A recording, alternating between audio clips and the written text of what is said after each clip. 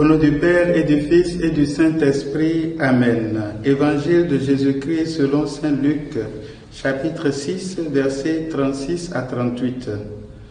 En ce temps-là, Jésus disait à ses disciples, « Soyez miséricordieux comme votre Père est miséricordieux. Ne jugez pas et vous ne serez pas jugés.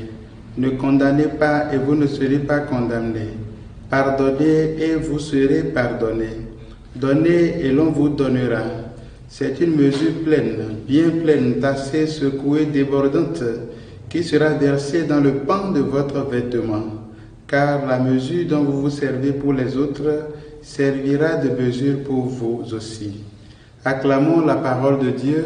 Louange à toi, Seigneur Jésus. Frères et sœurs en Christ, bonjour. Nous sommes en plein dans ce lundi 1er mars, dans le temps de carême. Et je voudrais encourager les uns et les autres, nous encourager à continuer notre marche à la suite du Seigneur, marche au cours de laquelle nous sommes appelés à mettre nos mains à la disposition de Dieu pour servir, à mettre nos pieds à la disposition du Seigneur pour aller visiter nos frères et sœurs qui ont besoin de nous, à mettre notre cœur pour pouvoir aimer les gens aujourd'hui et à disposer notre bouche pour dire ce qui est bien et pour glorifier le Seigneur. Et dans ce cadre-là, l'Église nous propose le texte que nous venons d'écouter. Dans ce « Soyez miséricordieux comme votre Père est miséricordieux » que nous venons d'écouter, je pense que nous devons entendre « Soyez fiers de ce que vous êtes, des enfants de Dieu ».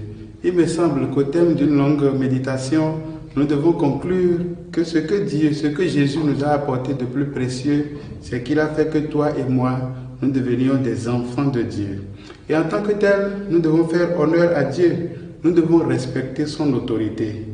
En réalité, c'est une façon de dire qu'il y a certaines choses qui appartiennent à l'homme enfant de Dieu, il y a d'autres choses qui reviennent à Dieu qui est l'auteur de la vie. Il ne faut donc pas faire de confusion. Nous devons donc savoir qu'à Dieu, il lui est possible de juger, de condamner. Mais à vous et moi, ce qui nous revient, c'est d'aimer, c'est de pardonner et de donner. Si pendant la journée d'aujourd'hui, nous pouvons méditer sur ces trois verbes, aimer, pardonner et donner, peut-être que nous pourrons donner un nouveau sens, une nouvelle direction à notre vie. En ce temps de carême, il faut que nous revenions au Seigneur.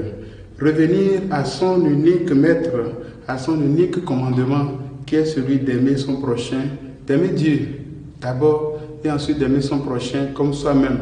Et le texte d'aujourd'hui nous donne la signification de ce aimer-là.